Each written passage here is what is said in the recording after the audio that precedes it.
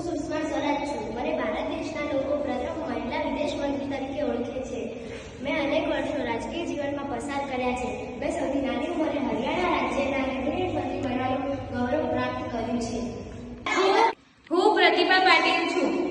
આપણા દેશના પ્રથમ મહિલા રાષ્ટ્રપતિ બનવાનું ગૌરવ મને મળેલ છે. રાજસ્થાનની હું આગેવાની આ સ્થાન શોભાવ્યું હતું. મારી સરળતા અને સહજ જીવનશૈલી માટે મને યાદ કરવામાં આવે. હું ઇન્દિરા ગાંધી છું. હું દેશની પ્રથમ વડાપ્રધાન તરીકે ઓળખાઉં છું. વર્ષ 1971 આપણા ભારતનો પાકિસ્તાન સામેના યુદ્ધમાં આપણા ભારતનો વિજય થયો.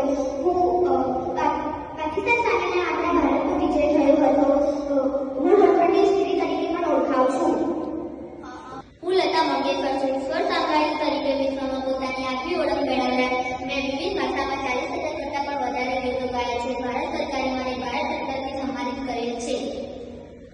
હું મૂળ ભારતીય હતી. મેં અવકાશ યાત્રા તરીકે યાત્રા પૂર્ણ કરી પરત ફરતા મારું અકસ્માત થતા મારું અવસાન થઈ ગયેલું છે.